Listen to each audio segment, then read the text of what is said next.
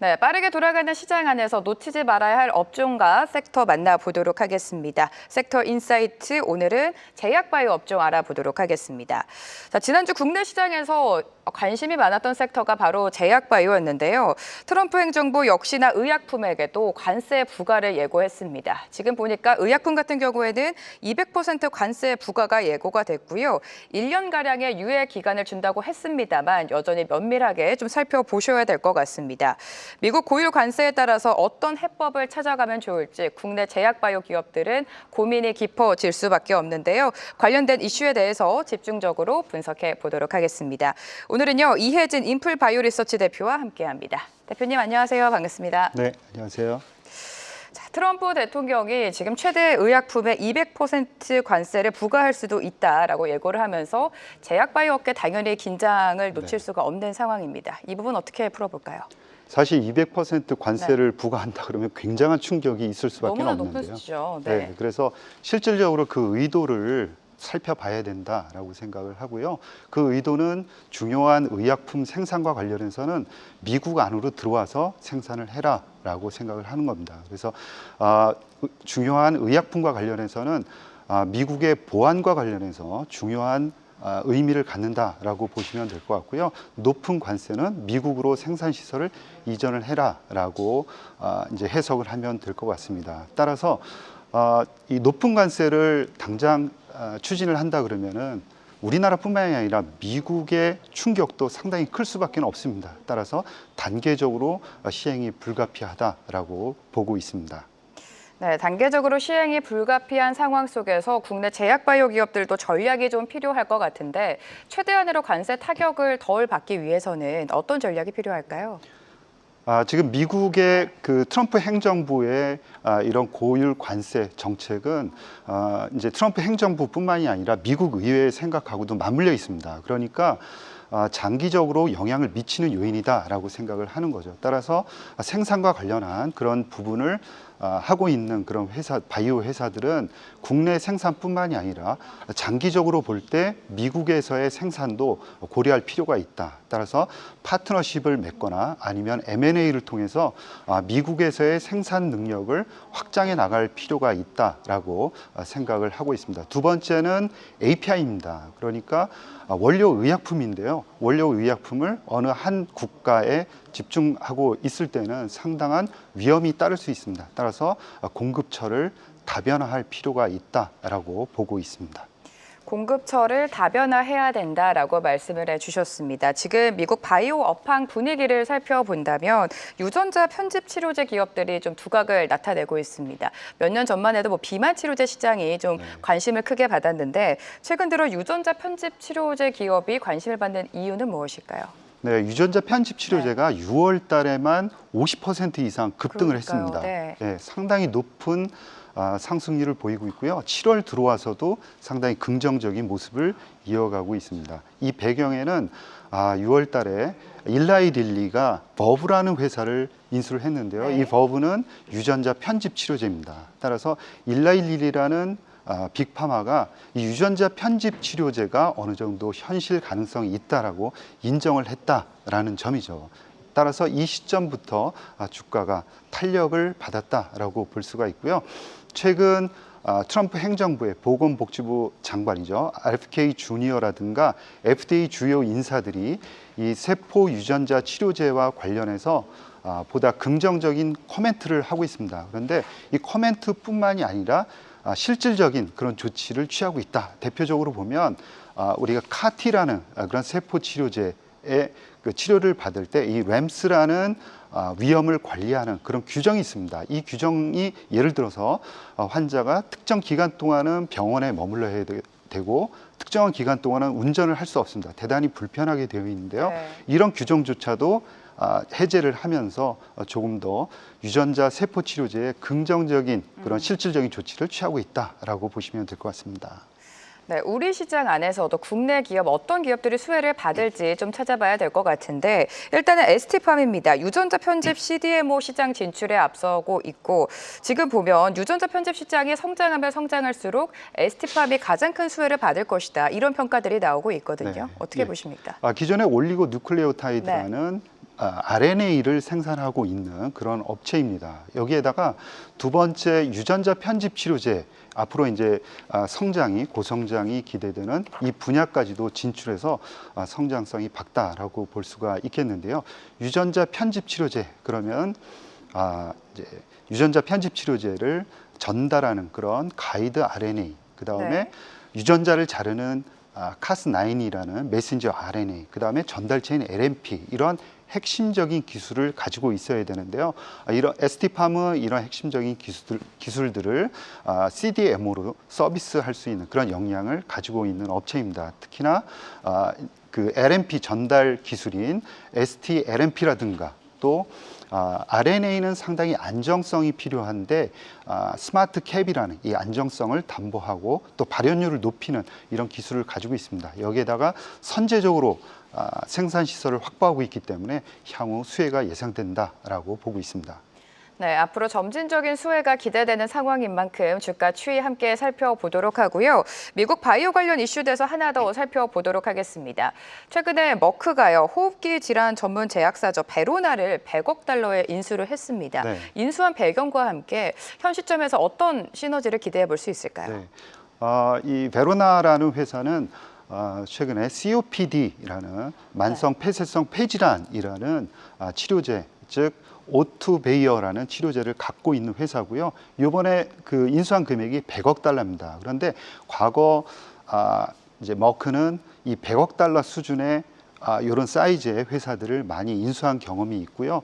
이런 회사들의 특징을 본다 그러면은 향후 블록버스터의 가능성이 있는 그런 치료제를 확보하고 있고 또 확장성이 큰 플랫폼 기술을 가지고 있다라는 그런 네. 특징들을 공유하고 있습니다.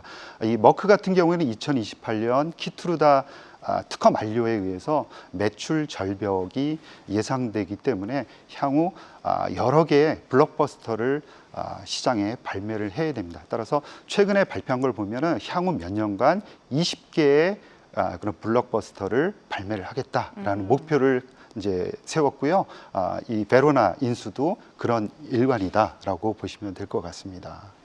네, 우리 바이오 시장으로 돌아와 보도록 하겠습니다. 사실 상반기를 복귀해 보면 제약 바이오 업종이 시장에 관심을 크게 받지는 못했습니다. 하반기로 갈수록 좀 수혜가 기대된다라는 전망들이 많은데 굵직굵직한 혁신 신약 성과에 시장을 좀 주목을 하고 있는 것 같습니다. 어떻게 바라보면 좋을까요? 네, 우리나라도 네. 그 이제 비만 치료제에 대한 임상 3상이 결과가 발표가 되는데요. 한미약품의 에페글레나타이드가 임상 3상 결과를 발표하게 됩니다. 이 치료제 같은 경우에는 랩스커버리라는 이제 서서히 약물이 방출되는 그런 이제 그 기술이 가미가 되어 있기 때문에 위장관계 그 부작용이 상당히 개선되리라 그렇게 생각을 하고요. 이제 임상 3상 결과가 잘 나오면 내년에 상업화를 예정하고 있고요. 두 번째는 엔솔바이오입니다. 엔솔바이오는 퇴행성 디스크 질환 치료제 SB01에 대한 임상 3상 결과 발표를 앞두고 있습니다. 따라서 임상 3상 결과를 잘 보셔야 할 것이다 라고 생각을 하고요. 세 번째로는 큐로셀입니다. 안발셀이라는 CD19을 타겟팅으로 하는 카티를 현재 개발을 하고 있고요. 임상 승인과 또 발매를 올해 안에 이루겠다라는 목표를 가지고 있습니다. 마지막으로는 미국 머크의 키트루다 SC 제형입니다. 여기에는 알테오젠의 알트비포라는 기술이 가미가 되어 있죠. 그래서 FDA 신약 승인이 9월 달로 예정되어 있습니다. 만약에 승인이 난다 그러면 알테오젠은 대규모의 마일스톤을 받게 되겠습니다. 네, 앞서서 머크의 키트루다 SC와 관련해서 미국 FDA 허가가 9월에 예정되어 있다라고 말씀을 해주셨습니다. 만약에 허가가 된다면 앞으로의 알테오젠 주가 흐름이 좀 궁금해지는데 최근에도 주가가 나쁘지 않았습니다, 대표님. 네, 예, 맞습니다. 네. 이제 알테오젠 주가는 향후에 어떤 실적을 보이냐, 숫자가 찍히느냐라는 게 이제 관심이 대상이 될 것 같습니다. 그래서 이제 9월 달에 만약에 신약이 승인된다 그러면 향후 기대되는 것은 이제 미국 머크로부터의 그 마일스톤이 들어오게 되고요. 그 후에는 이제 로열티를 받게 됩니다. 근데 마일스톤 규모가 상업화 성공, 그 다음에 순매출 마일스톤으로 예정되어 있는 게 약 2029년까지 1조 5천억 원 정도가 됩니다. 따라서 이 1조 5천억을 순차적으로 2029년 정도까지 반영을 하게 되고요. 그 이후에는 로열티가 들어오게 됩니다. 그래서 로열티 계산할 때는 이제 매출이 어느 정도 되느냐, 그리고 로열티를 몇 % 받느냐 하는 부분인데, 이 로열티 부분은 이제 발표가 되지 않았죠. 따라서 지금 얼마가 될 것이다 이렇게 예측하기는 어려운데요. 약 1.5%를 예정했을 때 약 4천억 원 이상의 그런 매출액을 올릴 수 있다라고 보시면 될 것 같습니다.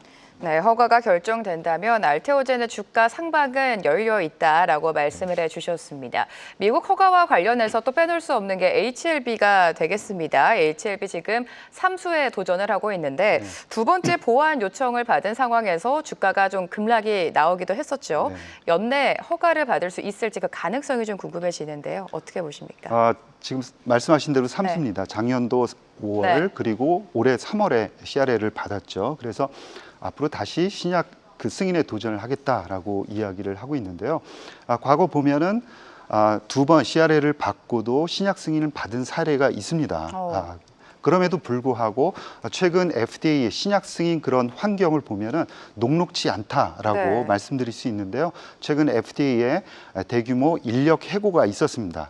그리고 신약 승인이 좀 지연된다 이런 보고들이 속속들이 이야기가 나오고 있기 때문에 올해 내에 신약 승인 결과를 확인할 수 있다라는 점을 여러분들께 이제 확실히 말씀드릴 수는 없는 상황이고요. 최근 HLB는 신약 승인 신청을 위한 미팅을 요청한 상황입니다. 따라서 이제 미팅을 기다리고 있는 상황인데요. 이 미팅이 끝나야 어느 정도 일정을 확인할 수 있지 않을까 생각합니다. 네, 좀 지켜보셔야 될 것 같고요. 지난주에 가장 큰 이슈가 바로 ABL 바이오였습니다. ABL 바이오가 인투셀의 플랫폼 계약을 해지하면서 사실 인투셀 자체가 상장한 지 얼마 되지 않았는데 맞습니다. 이러한 악재가 겹치면서 주가가 급락이 나왔습니다. 앞으로 인투셀과 삼성 바이오에피스의 협업 유지도 궁금해지고 있는 것 같은데 이 부분 어떻게 해석하고 계십니까? 네, 굉장한 악재가 터졌다라고 그럼요. 생각을 하고 상장한 지 있고요. 얼마 되지도 않았는데. 네. 두 달이 채 되지도 않은 인투셀이 ABL 바이오라는 기업과 체결했던 그런 페이로드 관련한 문제로 인해서 계약이 해지되는 그런 상황이 되었습니다. 투자자들은 굉장히 황당할 수밖에는 없는데요. 내용을 좀 살펴본다 그러면은 ABL 바이오는 작년도 10월 달에 인투셀과 계약을 체결했는데 그 당시에는 기술적인 문제가 없었다. 이 특허에 문제가 없었다. 그러나 향후에 최근에 그 특허 침해를 분석한 결과 문제가 있다는 걸 발견을 했고 상업화에 어려움을 느껴서 해지를 했다라고 이야기를 하고 있습니다. 그러니까 특허 관련해서 좀 더 살펴보면 특허를 출원한 다음에는 18개월이 지나면은 특허를 공개하도록 돼 있습니다. 그런데 작년도 그 중국에 있는 기업의 페이로드가 밝혀진 게 작년도 11월입니다. 그러니까 그 10월 달에 계약을 체결할 당시에는 몰랐을 가능성이 있습니다. 그러나 인투셀 이제 공지문을 보면은 작년도 10월 달에 한번 FTO를 했고 올해 다시 했다. 그러니까 그 시점이 4월 정도로 예측이 되는데요. 이 4월 달에는 밝혀졌을 가능성이 있고요. 5월 달에 IPO를 했습니다. 따라서 그 내용이 우리 그 투자자들을 위한 사업 설명서에 전혀 나와 있지 않았다는 점이 문제점으로 지적되고 있습니다. 네, 앞으로 이슈에 대해서 더 체크를 해보셔야 될 것 같습니다. 오늘 제약바이오 전반에 대한 산업 분석 들어봤습니다. 이혜진 인플바이오 리서치 대표와 함께했습니다. 고맙습니다, 대표님. 네, 고맙습니다. 계속해서 다양한 경제 이슈를 알고 싶다면 구독과 좋아요, 알림 설정 부탁드립니다. AI 캐스터 권미정이었습니다.